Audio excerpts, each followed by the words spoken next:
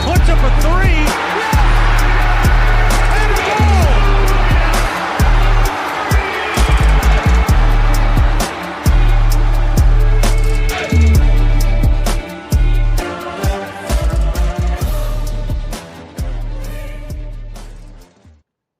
Bearcat Blitz. How's everybody doing on the Believe Network here? I'm your host, Russ Hellman, joined by my co-host, as always, Neil Meyer from Rivals Cincinnati coverage site, thefrontofficenews.com. And I am covering things on Cincinnati Bearcats on SI, where we have a fresh commitment for the Cincinnati Bearcats basketball team out of the transfer portal to start this show.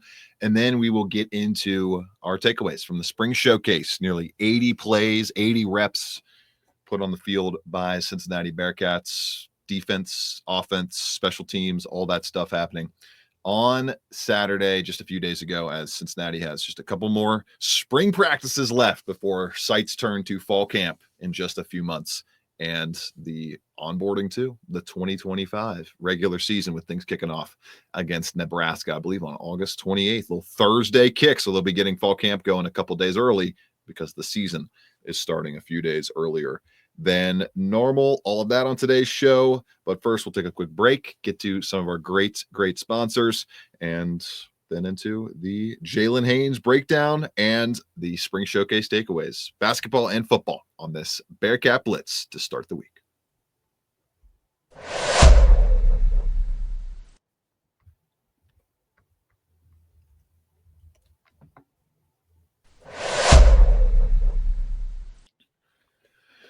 Neil, Jalen Haynes, big slime. Feeling like Nickelodeon right now. We're getting slimed in the fall of 2025 as Jalen Haynes commits to the Cincinnati Bearcats basketball team after a successful run with George Mason. 6'8", Neil, 250 pounds, holds one more season of eligibility, a veteran, figures to be the Bearcats starting center this coming season. 14.1 points, 6.9 rebounds, 55.4% shooting from the floor. Neil, he's not a guy that's going to stretch the floor. Just 3 of 17 from deep last season, only shooting about 60% from the free throw line. So there's no reason to expect him to develop a jumper between now and the start of the season in early November. But Neil, he brings an offensive package at the center position that UC has not really had at all at any point in the Wes Miller era. Neil, this guy can actually make a hook shot.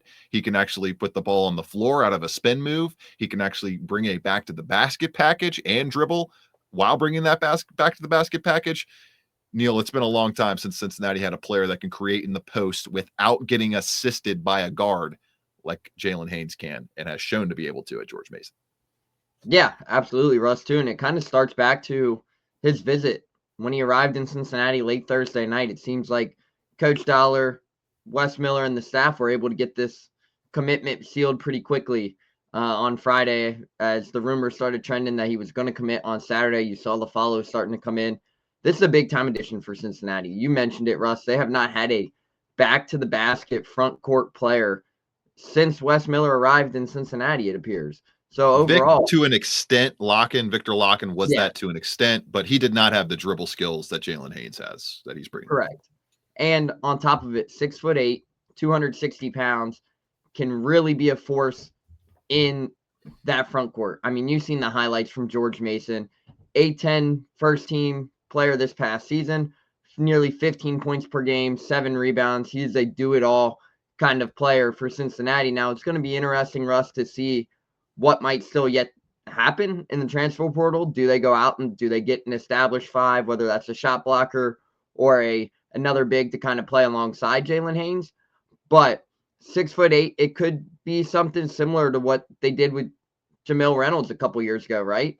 2 years ago, where they kind of try to get him in the monster factory, develop his body a little bit for his final season and see what happens. But overall, he is a big time front court player. Now, like I mentioned, it's going to be interesting to see how Wes Miller and the staff will kind of utilize him, but big time addition for Cincinnati, and one to be very excited for, especially knowing what he's capable of doing. Russ, and I believe George Mason made an NCAA tournament appearance this season, if I'm wrong. Correct me if I'm wrong.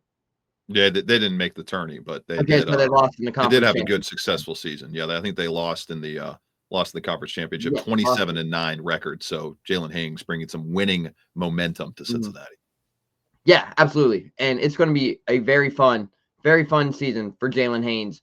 If things play well, like I mentioned, I'm curious to see what they do with him in the Monster Factory this offseason. But Cincinnati's roster, Russ, you now get one of your big-time targets off the board in the opening week of the transfer portal. Yeah, I'm looking at the rest of the roster right now. You have Jalen Haynes, Tyler McKinley, and Halvin Zealot as your front court currently. I would imagine, Neil, there's going to be another addition in the front court at some point over the next couple of weeks. And things kind of slowed down in terms of major targets in the front court that they could be going after. Potentially a guy like Jadrian Tracy, Jacob Dar. I mean, those aren't really centers, though. Andre Brozovic, the only guy in terms of true centers, true kind of rim protectors that they have contacted officially and kind of reportedly over the past couple of weeks. So we'll wait to see what happens there. The opportunity to get a guy like Brandon Garrison potentially and him enter the portal was not going to happen. I think he ended up staying at Kentucky, right, Yep. Neil? He's not entering the portal.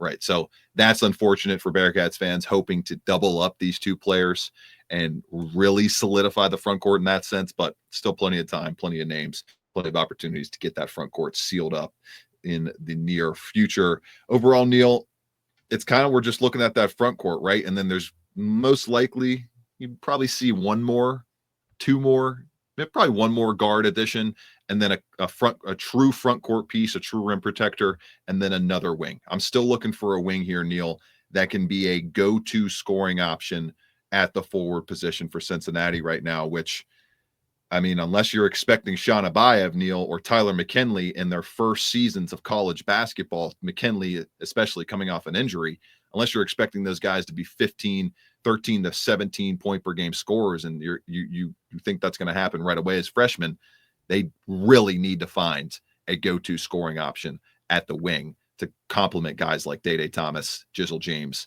and what they can do scoring-wise at the 1 and 2 position.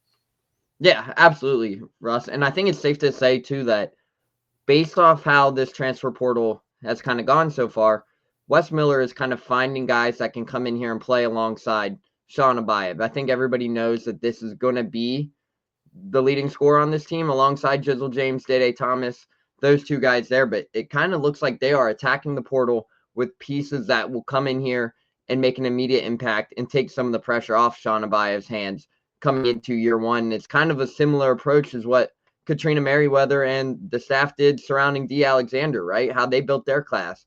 You land your big-time target, you want to come in and get the pieces that can play around them, really fit to their play style. So it's going to be interesting to see what may transpire over the next week and a half or 2 weeks roughly. But Russ, like you mentioned, I would still expect another front court player, another wing player as well, because you're going to have depth at the wing position, especially behind Sean Abayev and Sincere Harris as of right now.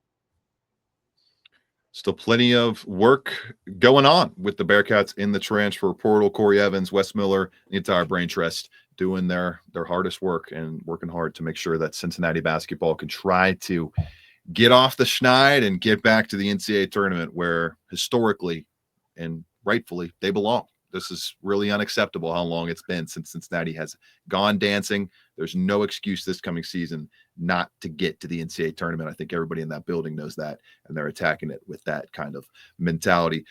Neil Meyer, Russ Eltman with you all on this week's Bearcat Blitz across both episodes this week on Bearcat Blitz, bringing our spring showcase football takeaways to you after these messages in a few moments. Stay with us.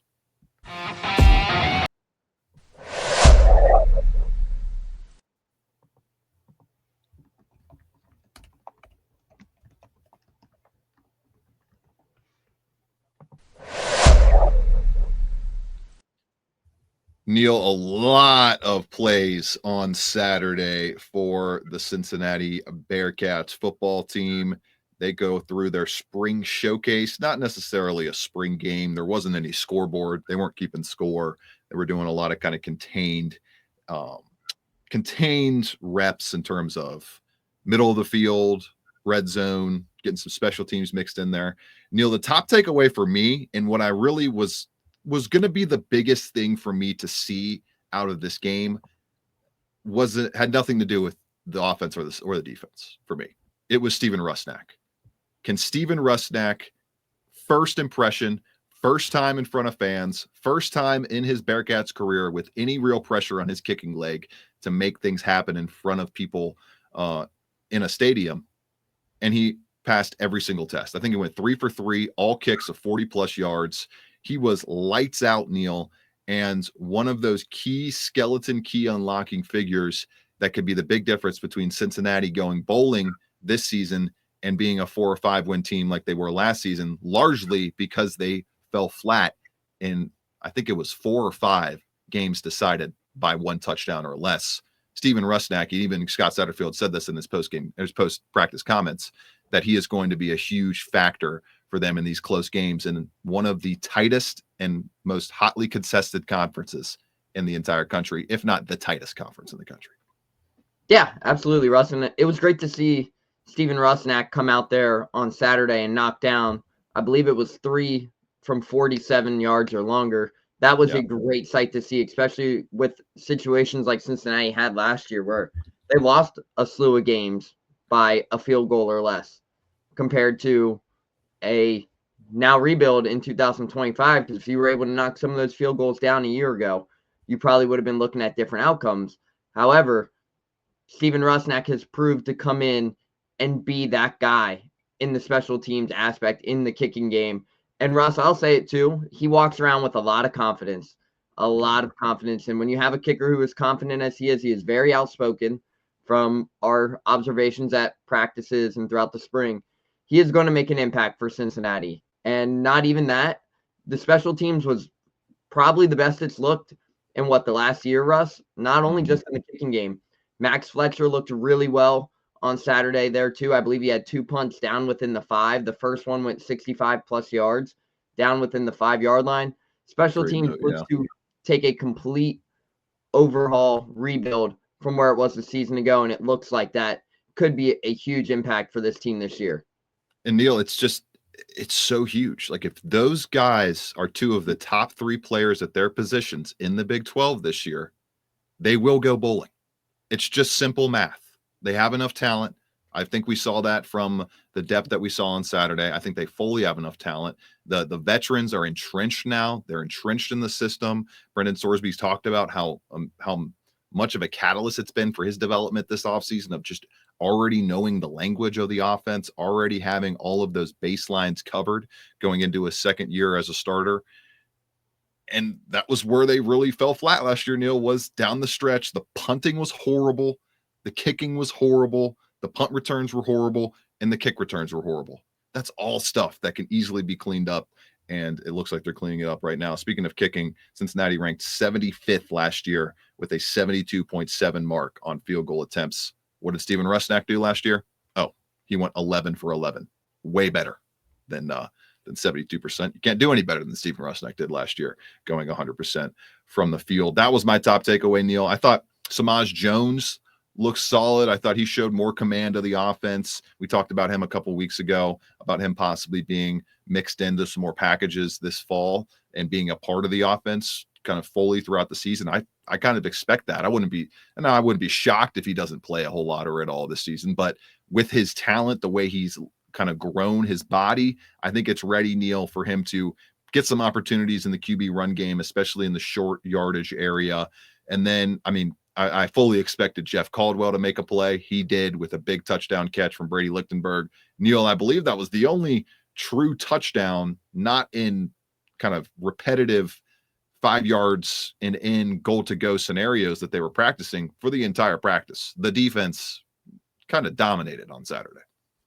Yeah, Chance Williams had the long touchdown run too. You can't forget about that. Yes, that's true. I forgot about that. He did have that 45-yard. The starting offense did not score. Starting offense did not score on Saturday, which is, if you're Cincinnati, that's a great sight to see from your defense, especially. But it's worth noting too, Russ. You look down, there was a couple guys that did not go. No Jonathan Thompson, no Dante Corleone, Jaquan Sanks, Caleb Goody, Cam Rutherford, to name a few, all held out for precaution. So overall, you didn't see your full starting defense out there, but that's still a very good sight for Cincinnati. And I know Scott Satterfield gave a lot of praise to the defense for their efforts on the day. And one that really stood out to me, Russ, was Kai Stokes making the move from safety to defensive back. I thought that was something that could be an impact and could be an option heading into this season, and they make that transition. And Scott Satterfield even gave a lot of praise to him, saying Kai is still growing and learning that position, but he provides great length and athleticism on the outside. If he is able to do it, we will have a stud at cornerback. There's not many quarterbacks that are as big as he is and can really move the way he does.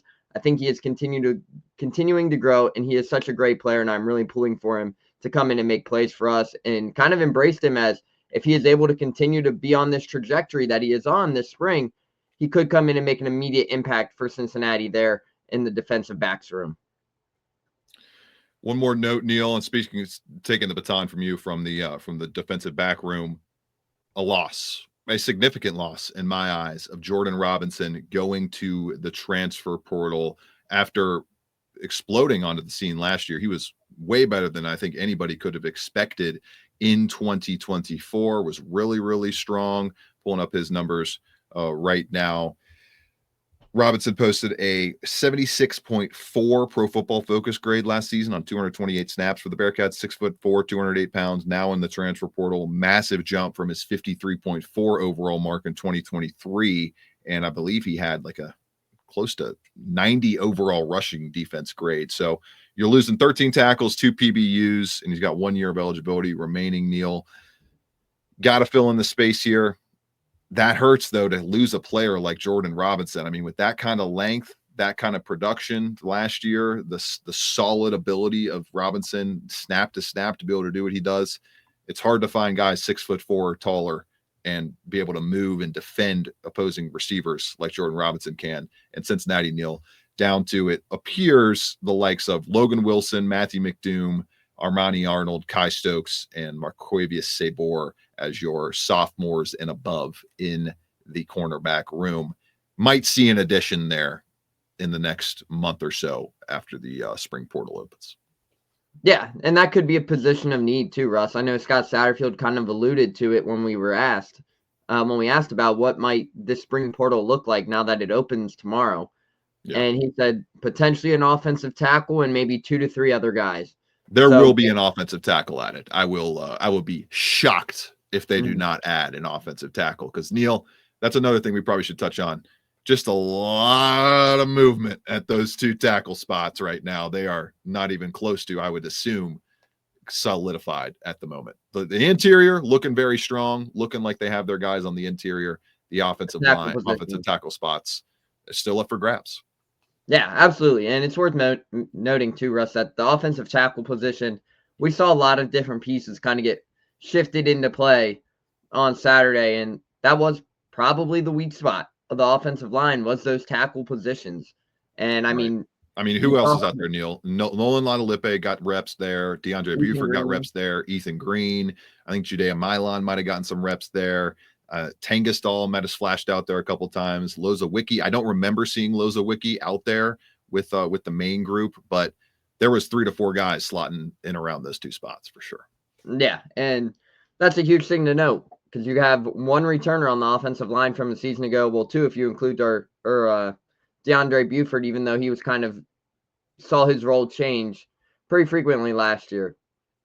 So it's going to be interesting to see what they might do at that offensive tackle position, or that left or right tackle, whatever it might be. But it's got to be a position of need heading into the offseason, and I'll leave it at that. I'm with you there, Neil, as it's looking like Tarantayo going to be one of the 2 guard spots next to Gavin Gerhardt. And I would expect, Neil, you with me here? I think Tangastal has an inside track for one of those other guard spots if he's not asked to play tackle this coming fall. But I think Tangastal is going to be a strong candidate to start for this unit. Yeah, I think it will be Tarantayo and Evan Tangastal there as your 2 guards, and then your tackles are going to be what's up in the air currently. We shall see what happens with that. We'll close on that note as the Bearcats wind down their final week of spring practices at Nippert Stadium. For Neil Meyer, I'm Russ Heltman. This has been Bearcat Blitz, presented by yours truly, Russ Heltman. We do not have a presenting sponsor right now. I almost gave out free ads that we're not trying to give out right now. Enjoy your week, everybody. Enjoy the hopeful swing into spring. Maybe get some good weather, some consistent warm weather over the next few days, and avoid the rain, which has been brutal in Cincinnati over the first half of April. For Neil Meyer, I'm Russ Heltman. Enjoy your week, everybody. This is the second. 15 seconds left. Shot clock off. 4-point game. DeJulius puts up a three.